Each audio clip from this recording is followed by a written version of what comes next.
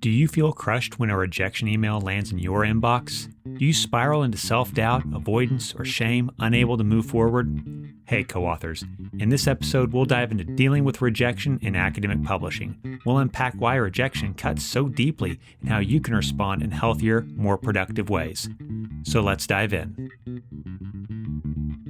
One of the first papers that I ever wrote and sent into a journal was a project that I had worked on in my doctoral program where I was doing cultural criticism of media communication artifacts. So because of my interest in education, I had chosen as my artifact this documentary, maybe you've heard of it, called Waiting for Superman. It was done by the same guy who had done An Inconvenient Truth. And whenever it came out, it was supposed to be this really good, well-balanced, candid look at the problems going on in educational policy within the United States. If you've ever watched it, though, what you quickly find out is that it's basically just rank propaganda. It's not well researched at all. It pushes a very particular anti-teacher narrative, and that's funded by all sorts of people who have a vested interest in undermining public education and public school teachers. I'm all fired up and I'm all energized because, man, I'm really going to be sticking it to this stupid documentary. And I get it all written up. And I send it in to a journal and I wait. And after about 6 months, I get the decision back and it's a reject, of course.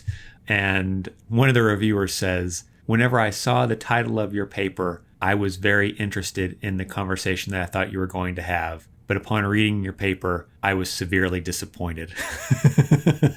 Oh my gosh. Yeah, it was a bit of a blow to my ego. First off, let me just say, I laugh about that now. At the time, though, I was absolutely devastated. In fact, I never submitted that paper to another journal. I buried it in my stuff and I never looked at it again because I felt so ashamed that this paper had so wildly underdelivered on what I guess the promise of the title of the piece was. Maybe this has been you. Maybe you've been in a situation where you've worked on a piece, you feel really good about it, you think this is going to be the one that either get your program of research off the ground, or maybe this is going to be the piece where you're able to make a name for yourself, or maybe you're just really interested in the ideas that are going on in the piece and you think it's going to be just a good, solid contribution. But whatever it is, you submit the piece, you get back the feedback, and the feedback is negative or harsh, and the rejection really stings. Well, that's what I want to talk about today. I want to talk about what to do with negative feedback and how to deal with rejection whenever you're submitting your work for academic publishing. Are you interested in mastering scholarly writing, developing productivity, and increasing impact, all while staying healthy? Then welcome to the Publishing Academic Research Podcast. Hi, my name is Dr. Kyle Ruddick, and I'm a full professor at the University of Northern Iowa. I've written dozens of articles, books, chapters, and essays, as well as edited some of the top journals in my discipline. I meet so many scholars who have creative, innovative, and daring ideas, but can never seem to get those projects from proposals to print. I want you to get your work in the hands of people who will read it and appreciate it. So let's get into this week's big idea. Now, before I really get into how to navigate rejection of your work, one thing that I do want to take just a quick second, and I'm going to have a full podcast episode on this about how to be a good reviewer, but I think it's just important to say a journal is a community of scholarship. You care about the people in your community, and if you really care about them, you don't send nasty little barbs to them in a review. It's not helpful. It's not what we should be doing. And I have written back to editors and just said, hey, look, I understand what the reviewers have said here. I appreciate the feedback that they've given me that's been helpful. I will also note, here are the things that they have said that I find to be unprofessional, and you need to be aware that this person has said this in this review, and you should not ask this reviewer to review further work for this journal because other scholars, especially early career scholars, they're not going to say anything back to you. They're not going to fight this, and that's just going to make them feel disheartened and disconnected from this journal. I'm a senior scholar. I just take it in stride at this point in my life, and I just write back to the editor, like, this person is being unprofessional and you need to do something about it. But an early career professional, they're not going to do that. So anyway, sorry, get off my high horse here. Anyway, so one of the reasons that rejection in academia is such a problem is for a few reasons. A, as we've talked about before, up until this point in your life, you may have received a lot of positive feedback on your writing, on your ideas, on the things that you're doing. And so this might be one of, if not the first time in your life that you have received a flat out rejection of your ideas and of your work. And that can be incredibly threatening to your identity that you've built up for yourself as being a smart person, as being capable of being a good scholar. Another part of it is, of course, the economic side, where you know on some level that publication in journals, books, grants, whatever it might be, like those things are the lifeline that you have for your career. So anytime that you're getting a rejection, you might code that as not just a rejection on this particular project, but a rejection of your ability to do this type of work in general, which in turn means that you're not going to be able to secure or obtain or continue in this job. The final thing might be a lot of people who are in academia, because of the type of work that we do, we might have all sorts of personality and neurological quirks. For myself, for example, as a person who's been diagnosed since a child with ADHD, one of the things that research has found pretty consistently is that folks who have ADHD also have very high levels of rejection sensitivity. So just in general, the idea of rejection is incredibly threatening to people with ADHD. But even if you're not an ADHDer, you might just be the type of person who has high rejection sensitivity due to childhood, cultural traditions, whatever it might be. As a result, whenever you get rejection, you code that through your fight or flight response, and you immediately get flushed, you get sweaty, you have this sort of physiological reaction. All of this put together, you end up having a very difficult time that processing rejection in ways that are productive and that push you forward. And instead, rejection seems like it's going to be the end of the road for you, or the end of your career, or the end of everything. So because I typically work with clients and with students who are beginning their journey into publishing, they experience rejection. And because of that, it's really important whenever they have those first experiences of rejection that we can identify the types of responses that you're having in order to then better intervene into those cognitive processes that lead us down dark spirals, rather than moving us to a place of growth and connection with other people. So what are some signs then of negative reactions to rejection? Well, one is catastrophizing. This is whenever you get back a rejection from some sort of outlet and you immediately think to yourself, oh, I'll never publish again, or I'll never publish. Nothing's going to work out. I'm never going to get a job. I'm never going to get tenure. I'm never going to get a promotion. I'm never going to get whatever it is that I want. And everything is bad. And I'm not good enough to be a part of this field. And I never was, and I never will be. You take this negative experience, you take this rejection and blow it completely out of proportion. The second thing is that a lot of people over-personalize rejection. And sometimes this is easy because, like in my opening story, some reviewer writes some snarky little dig at you within a review. But even in those times whenever that's not the case, a lot of people over-personalize things, and they think that the editor or the reviewers must hate the work. It's not just that it's not good enough, it's that they hated it, and that by extension, they must hate me. They must think that there's something wrong with me. Sometimes our ideas don't work out the way that we thought. Sometimes we think something's good and it's not, right? You might just be in a place where you feel like feedback is directed directly at you, and that's often not the case. Most of the time, reviewers are just trying to do their best. They're trying to get you feedback back, and it has very little to do with you as a person. The other thing that I oftentimes see is avoidance behaviors.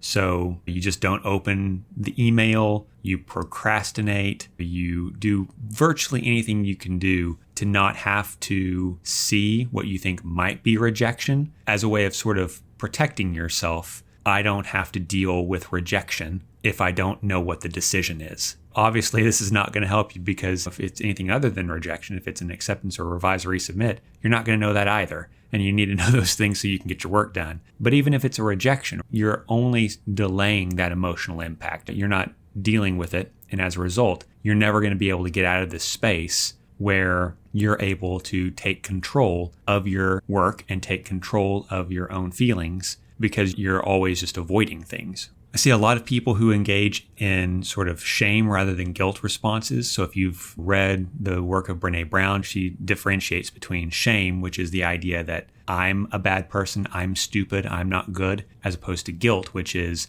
behavioral, right? I did something wrong. The latter of which is a normal, healthy response. You have this guilt response, that's normal. But if you think to yourself, oh my God, how could I have missed that piece? I'm an idiot. Oh, how did I make that calculation error? I shouldn't be doing any type of research because I'm not smart enough to even see that. That type of response, that shame response, is a detrimental strategy for dealing with rejection. I sometimes see people who have aggressive reactions. So whenever they get rejections, they might send back an email to an editor telling the editor how wrong they are, how stupid they are, how they're a fool for not seeing the genius of the work that was in there. But this aggressive reaction comes from this place of not being able to handle rejection. You're so invested in this idea of your own perfection, or you just don't handle taking responsibility for errors very well. And so you offload that responsibility on someone else and then you attack them for it. I also see people frame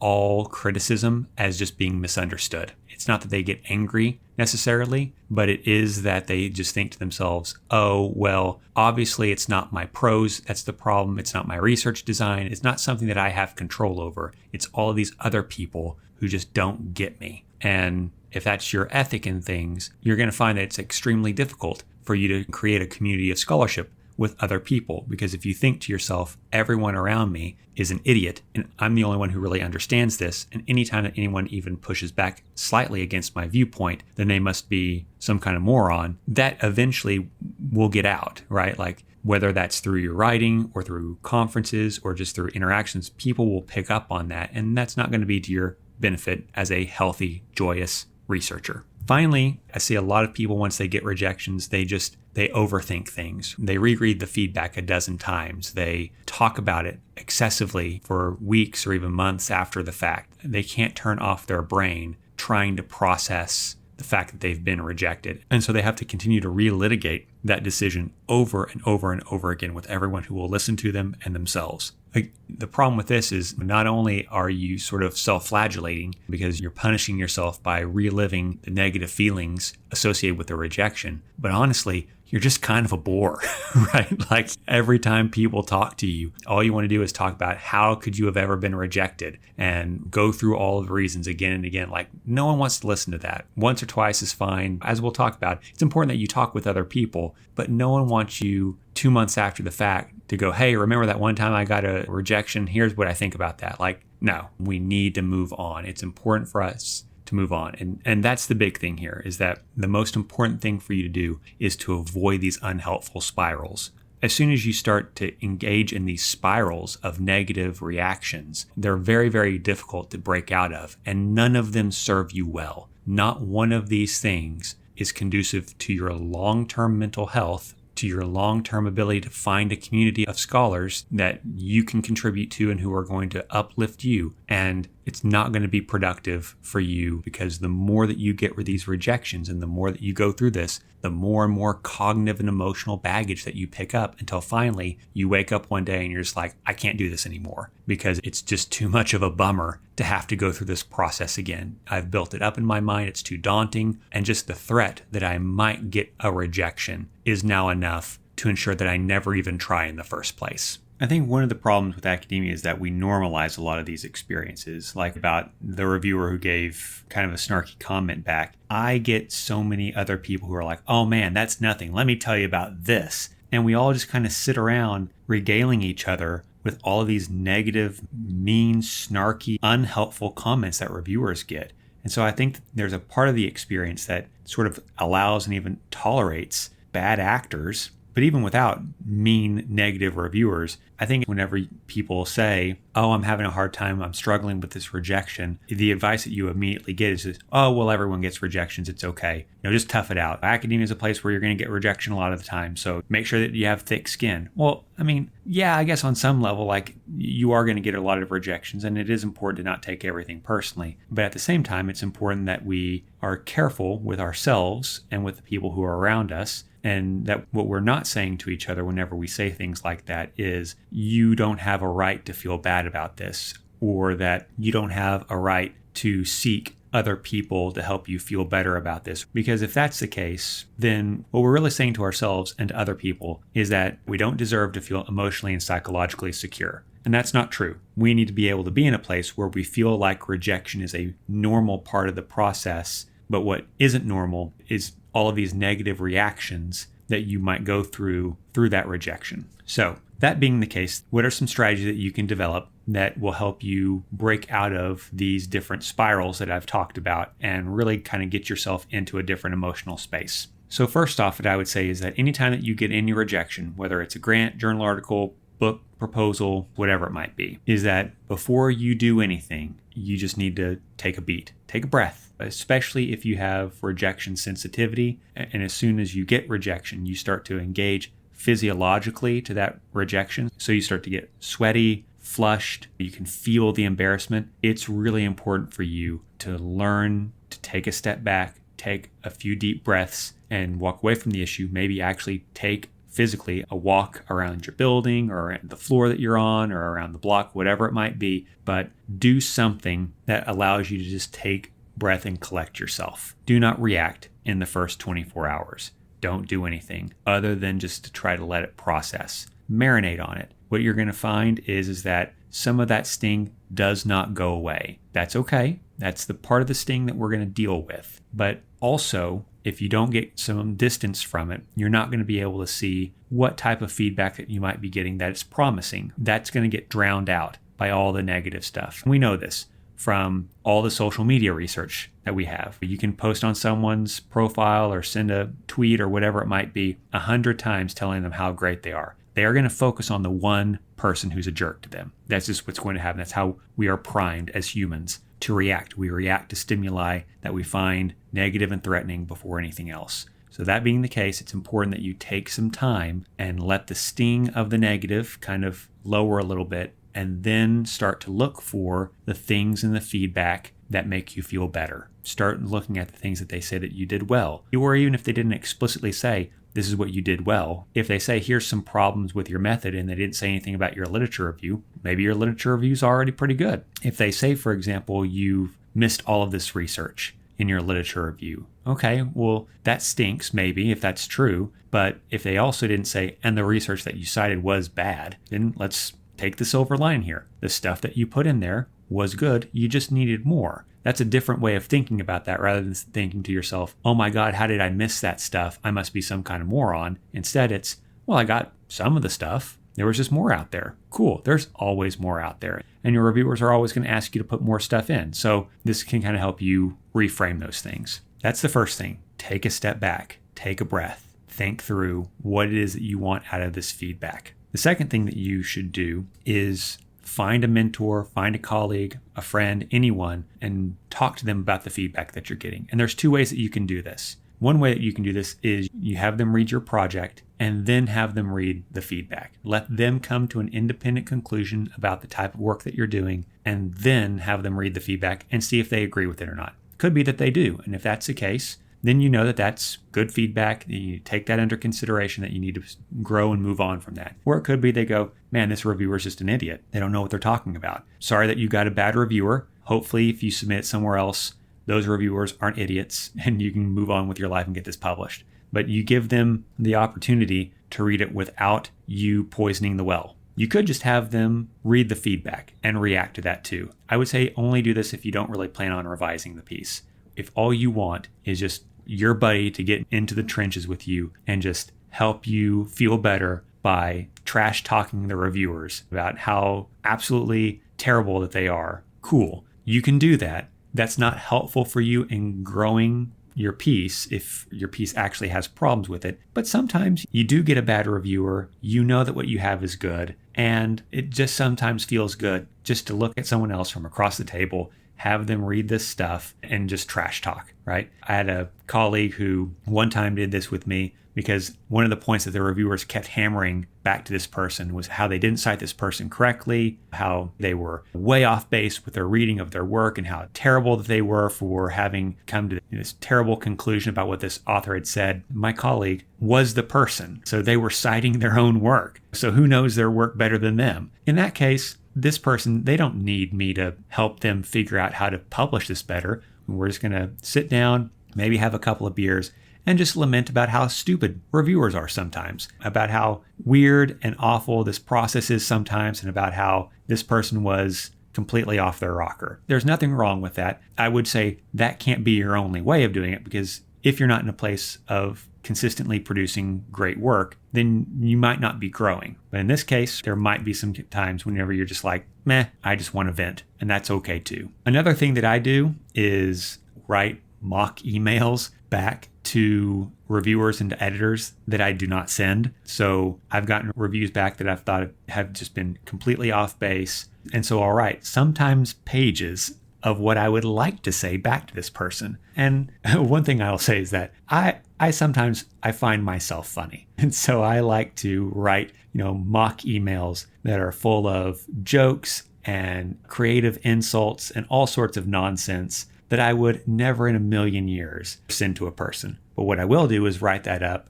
and then share it with some of my trusted colleagues because I know that they'll get a hoot out of it. Like they think it's funny to see me all riled up and really using what meager gifts God has given me in my intellect, not to further research, but instead just to be a jerk and how creative I can be in being a jerk. Whenever you write an email like that and then you have a bunch of your colleagues come back to you later and go, "Oh man, whenever you said this joke or that joke in your mock email, I lost it. Like that was the funniest thing ever." That makes you feel better, right? Like not only do you kind of feel the sense of vindication of, yeah, metaphorically stuck it to this reviewer, even though you don't send it to them, but it's just nice for other people to recognize and to applaud you being funny. And so I would encourage you, that might be a way too of coping with this. Like do something like that. Write a mock email that you won't send. If you want to, you can even share it with other people. Don't write a dark, threatening, violent mock letter and then share that with colleagues. They're probably just going to be a bit disturbed by that. But if it's funny, then by all means, write the mock email, share it with some colleagues or some friends, let them read it, let them laugh, and then you can all move on.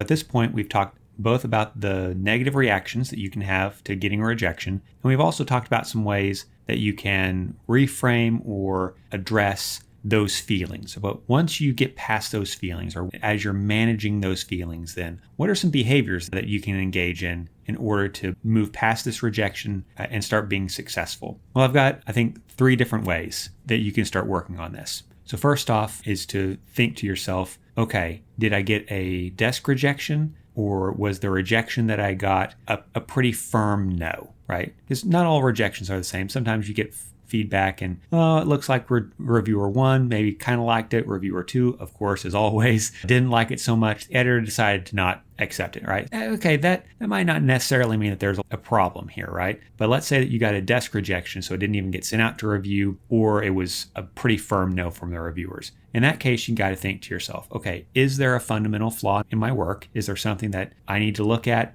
and address? And if I can't, maybe I just need to recognize that it's not going to happen here. Game's not worth the candle, and I should not continue to put time and effort into this project, however interesting I might find it, because it's just not going to work out for me. Or it might be, did you just send it to the wrong type of journal? So we've already talked in a previous episode about how to find the right journal for your work. Maybe you just didn't send it to the right place. Maybe you have a great submission, but this is just not the place for it. I see so much work in the journal that I'm currently editing and things that I've edited in the past, and I'm just like, wow, that's amazing. I love that. That's such a cool idea. I really wish that I could publish that, but I can't because it's not consistent with what this outlet is doing. So it could just be that you just didn't pick the right place. Once you get that rejection back and you kind of work through those feelings, you need to have a candid assessment to yourself. Is the problem with the project, or is the problem with the outlet, right? Either of those two things might be addressable, but you're not going to do that if you're in this sort of shame spiral and you're just thinking to yourself, oh, I'm a bad, terrible, stupid person, and I shouldn't even be here. Like if you're in that space, you're not going to be able to make good, rational decisions for yourself, right? So you need to take that step back, but then make this decision. Is it about your work, or is it about the journal? The second thing is that if you submit it to a different journal, you need to start thinking to yourself, in addition to whatever quality revisions I might need to make based on reviewer feedback, now I also need to make outlet-based revisions to make it work towards this new outlet that I'm going for. Do not get a rejection from a journal and then just take that feedback, don't do anything with it, and then just submit it as is to another journal. That is going to be a waste of your time unless you just completely biffed it and you had a perfect piece for a different journal and you just happen to submit it to the absolute wrong journal, there's going to be something in that text that you are going to need to change in order for it to be consistent with the new outlet and the new community that you're trying to be a part of through this work. So you really need to start thinking to yourself then, what are quality revisions that I need to make based on reviewer feedback? What are genre or outlet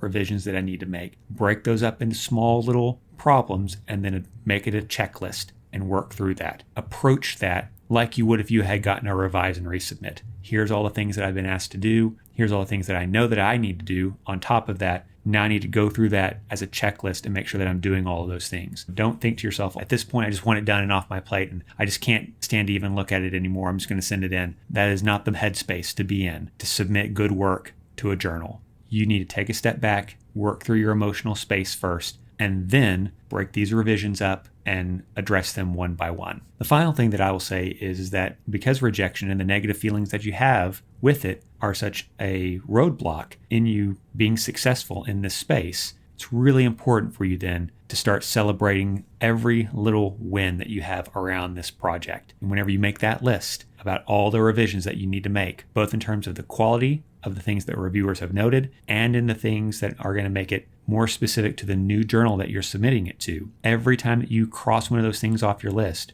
celebrate that. You've moved past this shame spiral. You've moved past this negative space where just getting a rejection paralyzes you. And instead, it puts you into this space where every time that you're doing something, you recognize that, you celebrate that, and that in turn pushes you to keep going on. I can't tell you how many times I've had clients or students who, once they get into this headspace of celebrating themselves, it just seems to unlock everything for them. Whenever you first say this to people, their first reaction is, oh, I don't need that. I'm not some kid who needs a piece of candy every time I do something. I don't need a gold star or a pat on the head. But we do. We all require positive reinforcement for the things that we're doing in order for us to feel good about ourselves and to feel like we're on the right track. There's nothing wrong with that. It's not shameful. It doesn't make you a child or anything else. All it does is put you in a space where you actually recognize your accomplishments.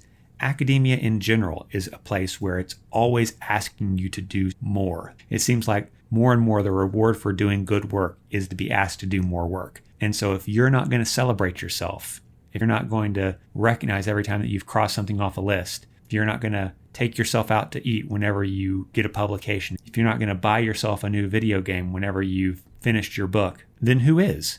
Right? Certainly your provost isn't, your deans aren't, your department chair is not going to do that, right? Most of them won't even know those things like you do. So celebrate yourself, recognize the good things that you're doing, and through that, find joy and find meaning in being a part of this community of scholarship. So as I wrap up, one of the things that I want to say is that on one hand, it's true. Rejection is a huge part of academia. A lot of our stuff is highly competitive, and you are going to need to be in a place where you can start to address your feelings with rejection and moving past rejection as a reason that you might stagnate or cut yourself off of a broader scholarly community.